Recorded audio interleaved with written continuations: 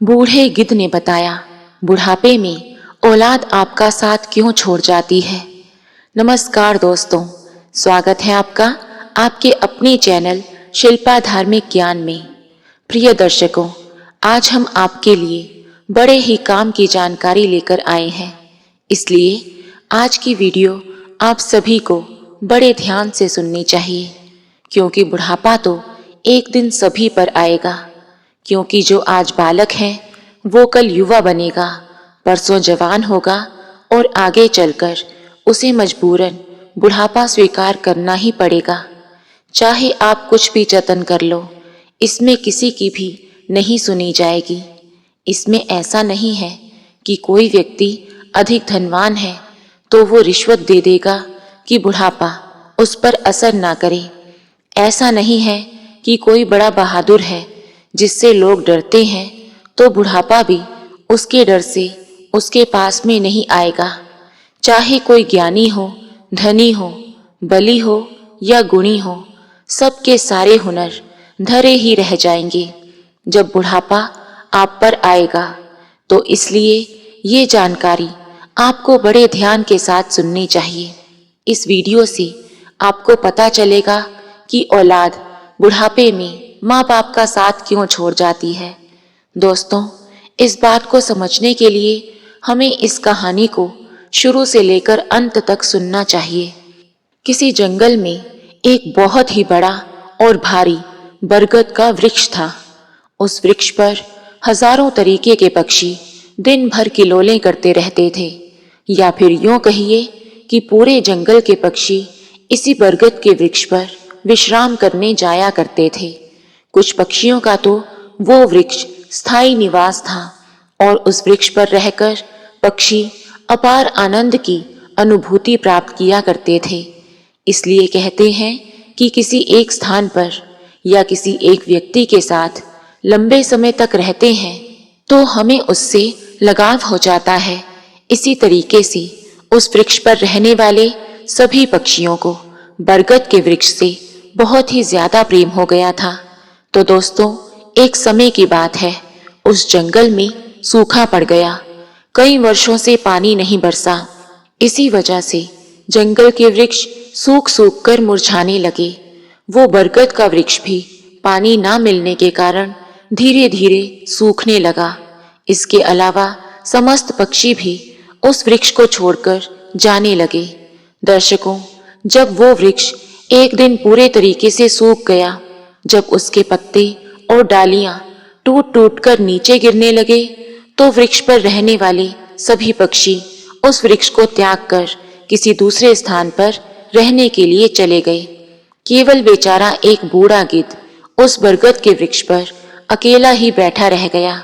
उसने देखा वृक्ष पर रहने वाले सारे पक्षी एक एक करके उस वृक्ष के ऊपर से जा चुके हैं। कुछ पक्षियों ने उस बूढ़े गिद्ध से भी चलने के लिए कहा, परंतु उसने चलने से मना कर दिया। उस बूढ़े गिद्ध ने सोचा कि मेरा जन्म तो इसी वृक्ष पर हुआ है और इसी वृक्ष पर खेल कूद कर मैं बड़ा हुआ हूँ। मेरे जीवन के सारे सुख मुझे इसी बरगद के वृक्ष ने दिए हैं, और आज जब इस वृक्ष पर मुसीबत आ पड़ी है तो मैं इस मुसीबत में इसे अकेला छोड़कर भला कैसे चला जाऊं। इस वृक्ष ने तो मुझे पाल पोस कर बड़ा किया है, इसने दुख सुख में मेरा साथ दिया है, इसलिए मैं इस वृक्ष का ऋणी हूँ। मैं मरने के बाद भी इस वृक्ष को छोड़कर नहीं जाऊंगा। वे लोग बड़े खुदगर्ज होते हैं जो अपने माता और पिता को बुढ़ापे की अवस्था में छोड़कर चले जाते हैं, या फिर दूसरे प्रदेश में रहकर सुखपूर्वक जीवन यापन करते हैं और सुख के कारण घर पर रहने वाले अपने वृद्ध जनों को भूल जाते हैं। तो ऐसी संतान को धिक्कार है जो बुढ़ापे की अवस्था में अपने माँ बाप के बुढ़ापे का सहारा ना बन सके। सोचो, जब तुम असहाय थे तो तुम्हारे माता पिता ने क्या तुम्हारा साथ छोड़ा था? जब तुम बीमार हो गए थे तब तुम्हें छोड़कर वो कहीं गए थे क्या? जब तुमने किसी से झगड़ा किया और तुम संकट में पड़ गए थे, क्या ऐसे में तुम्हारे माँ बाप ने तुम्हें अकेला छोड़ा था? जब उनके मन में किसी अच्छी चीज के खाने की इच्छा उत्पन्न हुई थी, तब उन्होंने वो चीज तुम्हें छोड़कर कभी अकेले खाई थी क्या? आज वे बेचारे बूढ़े हो गए तो तुम्हें उनसे घृणा होने लगी। तुम्हारे लिए तुम्हारे माता पिता ने इतना किया, क्या तुम अपने माता पिता के लिए इतना भी नहीं कर सकते कि उनके बुढ़ापे की लाठी बनकर उनका सहारा बन सको? तो दोस्तों, उस गिद्ध ने मरते दम तक उस वृक्ष का साथ ना छोड़ने की कसम खाई। कुछ दिन इसी प्रकार से बीते तो वो वृक्ष पूरी तरह से जर्जर हो गया। उसे दीमक काटने लगी, लेकिन वो गिद्ध उस वृक्ष को छोड़ करके फिर भी नहीं गया। दिन में थोड़ा इधर उधर घूमकर अपने भोजन का प्रबंध कर लेता और शाम होने पर उस सूखे हुए वृक्ष पर आकर बैठ जाता। इसी तरीके से कई रोज बीत गए। जो पक्षी उसे छोड़ करके किसी दूसरे स्थान पर चले गए थे, उन्होंने सोचा कि गिद्ध काका अभी इस सूखे वृक्ष पर बैठे रहते हैं, क्यों ना हम सब मिलकर उनके पास में चलें और उन्हें समझा बुझाकर अपने पास बुला लाएं। यही सोचकर कुछ पक्षी बूढ़े गिद्ध के पास गए और बूढ़े गिद्ध से उन पक्षियों ने अपने साथ ले जाने का आग्रह किया। कहने लगे, अरे गिद्ध काका, तुम कहाँ सूखे हुए वृक्ष पर बैठे रहते हो? क्या तुम्हें नहीं पता इस वृक्ष का जो जीवन है वो खत्म हो चुका है। मरे के साथ में मरना भला ये कहाँ की समझदारी है। कहते हैं वही जीविका श्रेष्ठ है जिसमें धर्म की हानि ना हो, और वही देश श्रेष्ठ है जहाँ पर कुटुंब का पालन हो सके। काका, इसलिए ये वृक्ष बिल्कुल ही जर्जर हो गया है। दीमक इसे रात दिन काट काट कर गलाए जा रही है। किसी दिन हवा के तेज झोंके के साथ में ये वृक्ष गिर जाएगा। फिर इसके बाद में तुम कहाँ जाओगे? हमारे विद्वान लोग भी कहते हैं, शत्रु, कर्ज, अग्नि, बीमारी, इन चारों को समय रहते ही दबा देना चाहिए। जो व्यक्ति इन चारों का समाधान नहीं करता, वो व्यक्ति बेमौत ही मर जाता है। ठीक इसी प्रकार तुम्हें इस वृक्ष को छोड़कर किसी खुशहाल स्थान पर अपना निवास बना लेना चाहिए। दोस्तों, समस्त पक्षियों के समझाने के बाद भी वो बूढ़ा गिद्ध उन पक्षियों की बात मानने के लिए और वृक्ष छोड़ने के लिए तैयार नहीं हुआ। कहने लगा, हे पक्षियों, ये वृक्ष जो है बरगद का वृक्ष मेरे भाई माँ बाप के समान है। मेरे माता पिता भी मुझे जन्म देने के बाद इसी वृक्ष पर छोड़कर चले गए थे। उनके जाने के बाद मैं इसी वृक्ष पर खेल कूद कर बड़ा हुआ हूँ, इसलिए मैंने सारे सुख, हंसी खुशी इसी वृक्ष पर रहकर पाए हैं।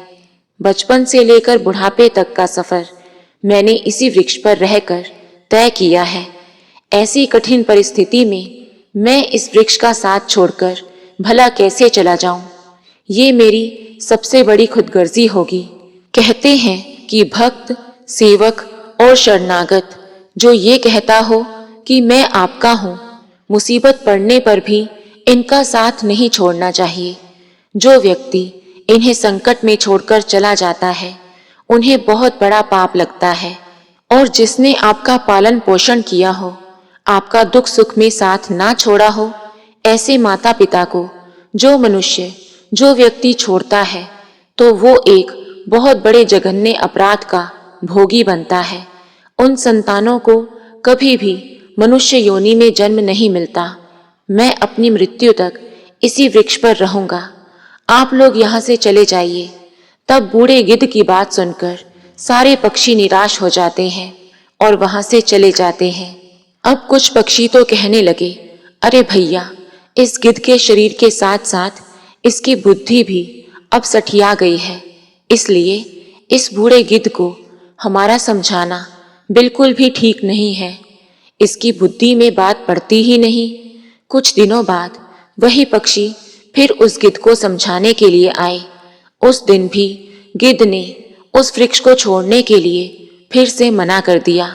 अब की बार सभी पक्षी लौटकर अपने घर के लिए नहीं गए, इंद्रदेव के पास में पहुंचे कि हे भगवान, हम जिस वन में रहते हैं उस वन में कई वर्षों से पानी नहीं बरसा।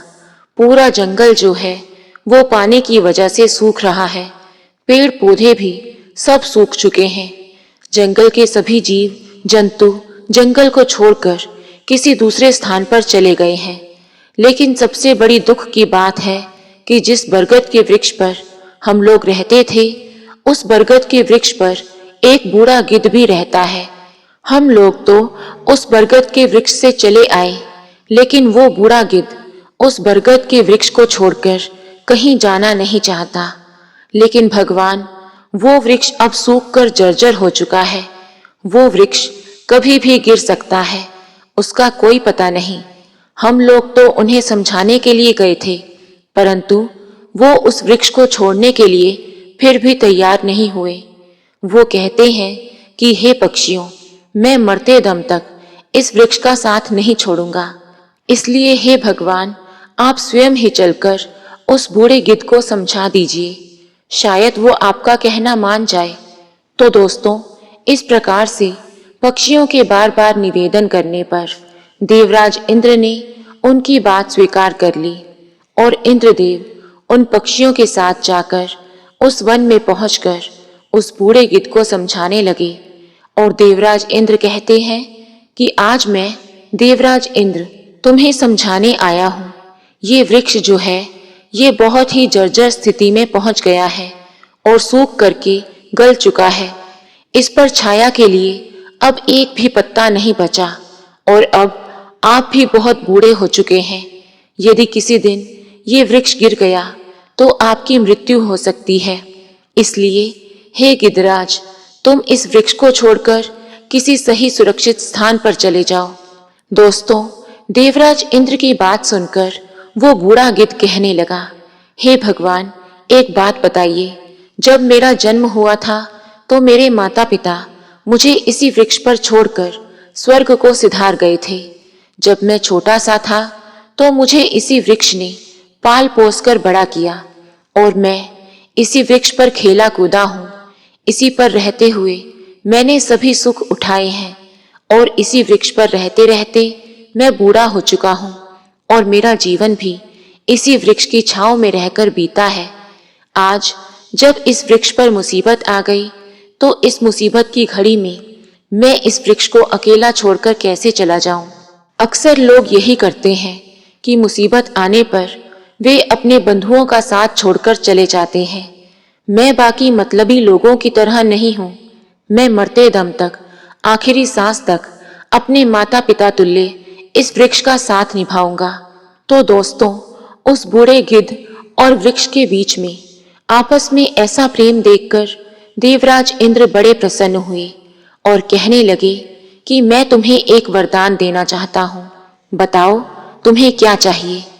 तब बूढ़े गिद्ध ने कहा कि हे भगवान, यदि आप देना चाहते हैं तो मुझे वरदान नहीं चाहिए, लेकिन इस बरगद के वृक्ष को आप वरदान दे दीजिए ताकि ये पहले की तरह हरा भरा हो जाए। मेरा जीवन तो थोड़े बहुत दिन का शेष बचा है।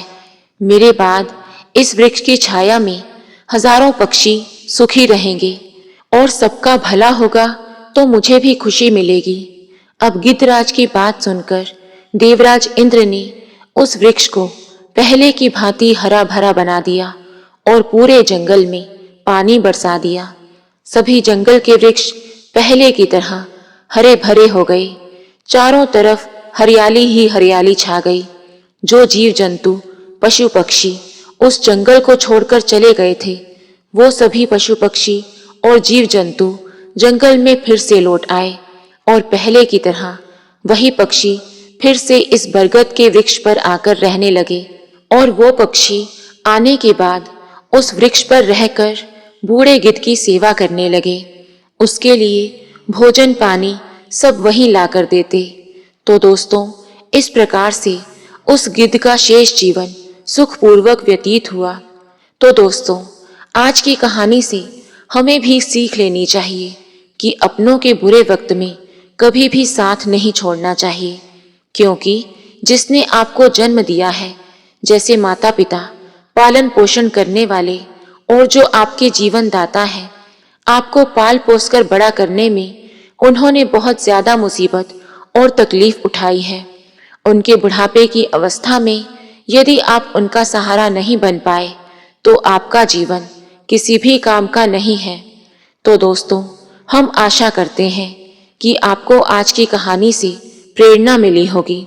यदि आपको कहानी पसंद आई हो तो वीडियो को लाइक और चैनल को सब्सक्राइब ज़रूर करें और कमेंट बॉक्स में ज़रूर बताएं कि आपको हमारी वीडियो कैसी लगती है। वीडियो को पूरा देखने के लिए बहुत बहुत धन्यवाद। जय भोलेनाथ।